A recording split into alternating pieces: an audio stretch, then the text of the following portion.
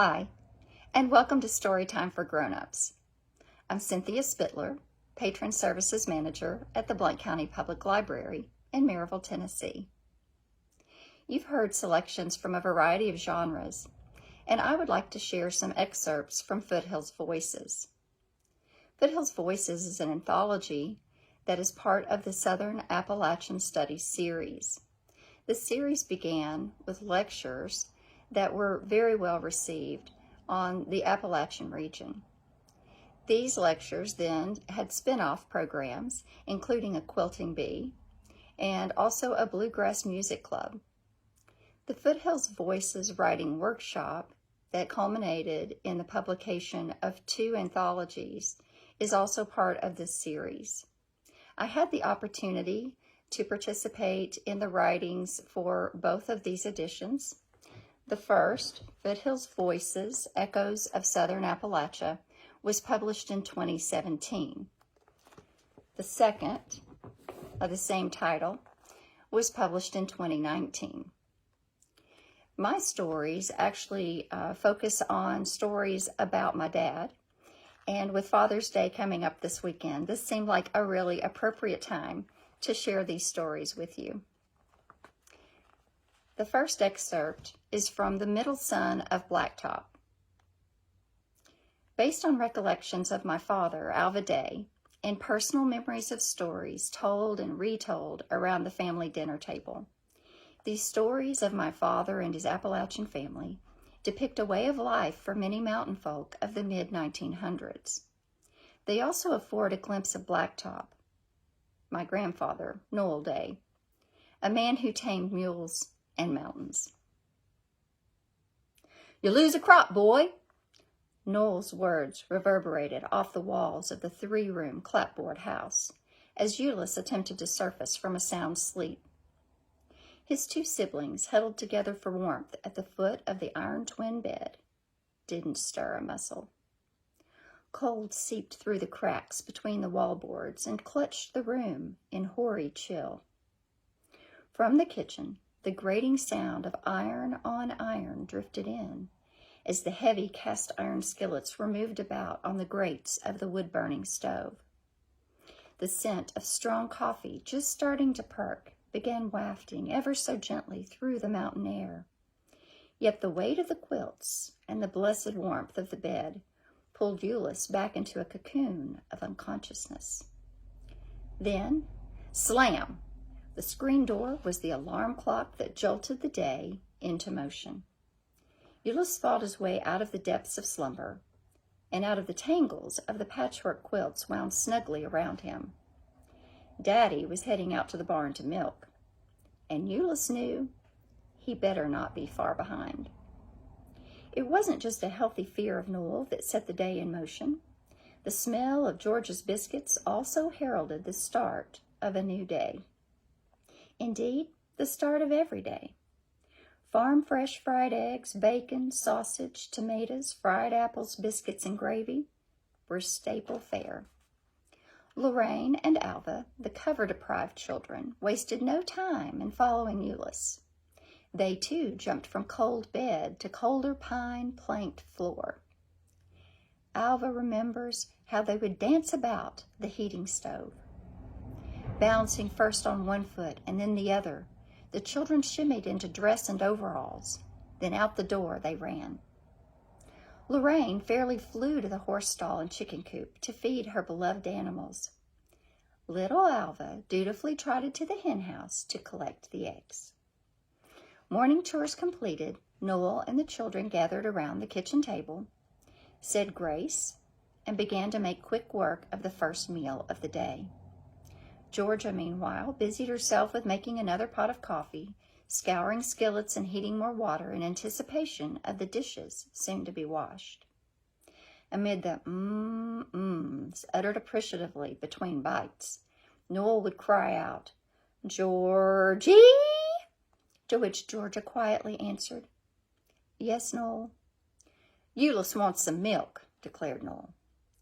Deliberately walking over to the icebox, Georgia took out the glass jar of fresh milk, carried it back over to the table, and carefully filled Noel's glass. "Thank you," said Noel. Georgia proceeded to refill the children's tin cups. Then, just as deliberately, she plunked the milk jar down on the oak table in front of Noel's plate and said in a slightly bothered tone, "In case you want some more." After the breakfast table was cleared and the remaining dishes were washed, dried, and put away, it was off to the gardens, either the kitchen garden down in front of the house or the corn garden that stretched from the backyard to the barn. The next order of business was to get the picking done before the heat of day. It was late summer. The last rotation of vegetables hung heavy on the vines, and it was time to harvest the black tasseled ears of corn that had been left on the stalk to harden for animal feed. Lorraine, 6, and Euless, 3, were plenty old enough to join Noel in the cornfield. The low, middle, and high range of each of the pickers made for efficient, thorough gathering as they worked their way up and down the tasseling rows. While Euless started in at the bottom, gingerly grabbing and twisting each ear from the stalk, Lorraine, eye level with the midsection, picked where Euless left off. Noel went for the topmost ears, also gathering strays left behind by his knee-high assistants. Kenneth, 5 months old, slept peacefully in the feed-sack blanket tied around George's shoulder and waist while she made quick work of gathering late vegetables from the kitchen garden. But then there was Alva. He would turn 2 later in September and was just as apt to wander off as to stick to the task of working either garden. So there he was, tethered at the end of an 8-foot rope anchored around one of the apple trees that bordered the front yard. With Rover, the black and white spotted family dog, Alva was content to play under the tree. The rhythmic snap of corn breaking from the stalk and the occasional comment floating to him from the gardens assured him he was not alone. Alva would soon join the others to accomplish daily chores on the family farm as the days of summer and harvest, winter survival, and spring planting blended into a pleasant blur of chores, play, and home-cooked meals that painted the picture of early days on the home place. So that excerpt is from early childhood, and the next is from early school days. Lorraine was a model student and led teachers to have high academic expectations of her siblings. Euless, naturally smart and more of a mechanical sense, made his own way. Then there was Alva, the social child. The 3rd and 4th grade teacher was Mrs. Drennan. On one occasion, Alva remembers she called him down for talking too much and sent him into the hall for a paddling. "Stand with hands against the wall, feet wide apart," Miss Drennan said, twisting her mouth as she drew her arm back as far as she could. Then, swinging with all the force she could muster, Miss Drennan swooshed the little round paddle down from on high. At the last second, in mule-like fashion, Alva kicked the heel of his shoe back and deflected the intended blow. Thwack! When the paddle struck a blunt object instead of the intended soft seat, the impact splintered the little old bitty thin plywood. The uncanny precision of the kick sent Miss Drennan spinning in one direction, and Alva proceeded to fly down the hall and out the door in the other.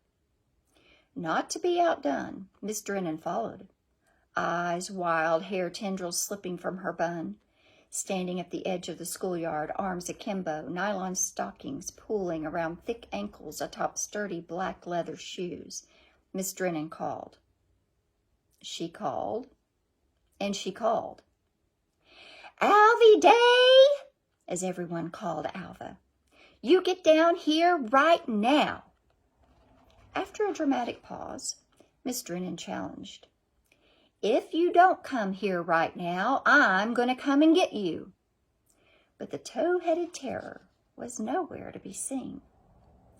Jumping into her 1940 Buick, Miss Drennan set off in pursuit of the miscreant, disappearing in a cloud of dust down the rutted dirt trail that served as the road up to the schoolhouse. And then, miraculously, as the dust began to settle, a phoenix-like form is said to have emerged from the Johnson grass in the field behind the red brick building. Beaming from ear to ear, with a bounce in his step, little Alvy set off toward home. At other times, it appeared Alva might not be as successful in escaping Miss Drennan's clutches. She'd grab a hold of kids by the hair of the head, and she'd jerk their heads all over the place. She'd jerk 'em this way, then that. She didn't do that to me. I didn't have no hair. Mom'd keep our hair cut short in a buzz cut. When Miss Drennan went to grab my hair, there wasn't nothing there. I just moved my head all around. I had a wobble head, Alvy said with a grin. She'd grit her teeth and try to grab a hold of my hair, but her hands would slip this way and that way, just a-flying everywhere. I had a good time out of her, Alvy reflected, laughing. And now an excerpt from high school days. Alva started driving when he was 12 years old. He and his brothers would take Noel's truck in the evenings after he came in from work at the stone company and drive around the farm. In 1956, Alva recalls, I traded all my guns and paid the difference for my first car. It was a green '50 Ford. I was working. Euless was playing football, so I was the first one to have my own car. Alva remembers one night when he and his friends piled into his second car, a black '54 Ford, and headed into town to cruise the avenues. Avondale Avenue at that time was the split rail-lined entrance into Middlesboro, Kentucky. For anyone coming across Cumberland Mountain, Avondale was the first grand turn into the east side of town. The drive, dotted with homes bordered by white picket fences interspersed with little groceries like Giles's, Hyde's, Haley's, and Lynch's, was idyllic in its curb appeal. And Avondale Avenue connected to Cumberland Avenue, the town's major thoroughfare. The most noteworthy characteristic of the avenues, however, was how straight, wide, and level they ran in a town nestled into a meteoric crater surrounded by mountains. What wasn't surprising was the allure of the blacktop expanse for young men with wheels. The avenues beckoned drivers to test out the horsepower of their automobiles. The made-to-order drag strips proved an irresistible temptation, and many a two-tone, two-door post streaked up and down them as the sun set behind the hills. On a warm spring night in 1958, a group of boys, who would have been sophomores or juniors with recently issued licenses, took their turn racing up and down the streets of Middlesboro. And as was apt to happen, the roar of the motors was soon drowned out by the sound of an approaching siren. On the last pass, a '54 Ford continued to pick up speed as it neared the 90-degree turn at the city Shell station and careened onto 17th Street. The smell of burning rubber, as braking made the turn possible, mixed with the sounds of the chase. The car disappeared around the corner and seemed to vanish, but not before running through a big water hole. It was a really dusty road, and as Alva remembers, they hit the water hole so hard they knocked it dry. The police car was closed for a while, but eventually slowed and began cruising the side streets, presumably in search of the elusive Ford. Never one to be short on ideas, Alva had disappeared up the hollow, dodging potholes all the way up the unpaved path known as 10th Street. A couple of miles up the mountain, he whipped down the lane and up the drive to his house. The guys leaped from the mud-splattered car, which was, at this point, much like a tired old horse, and into Noel's nearly identical, but fairly clean, black '55 Ford.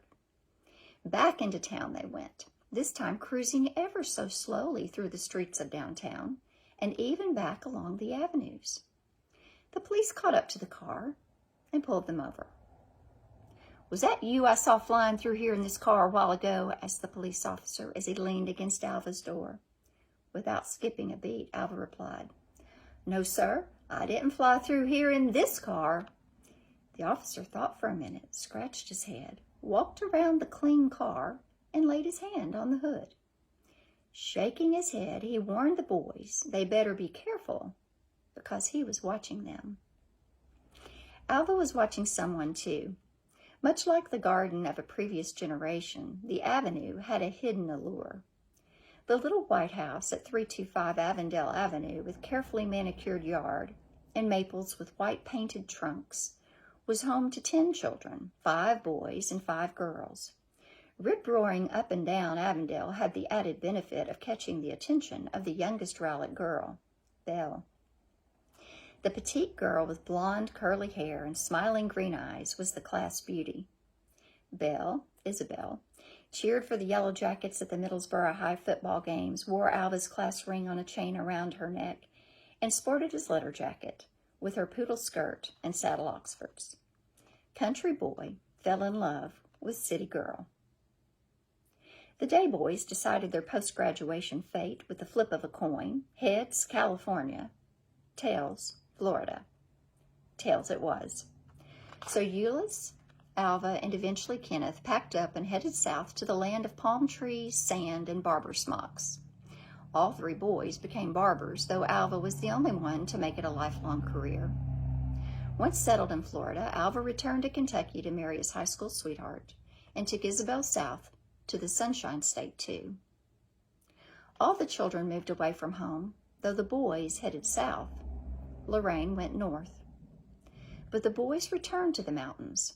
Alva and Isabel returned to Tennessee, where they raised their 3 children, Cynthia Lorraine, Christina Isabel, and Craig Alva.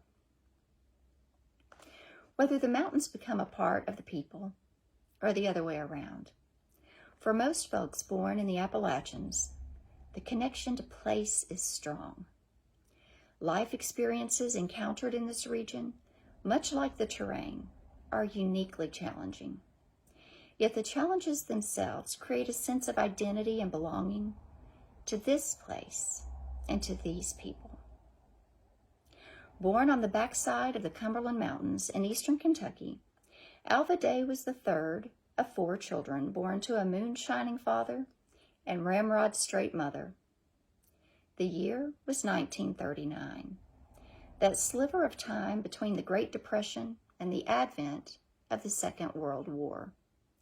Though the times were tumultuous elsewhere, the tow-headed toddler was raised in what Alva would describe as the best time to be a kid. Thank you. Hope you enjoyed today's reading. I've enjoyed spending time with you.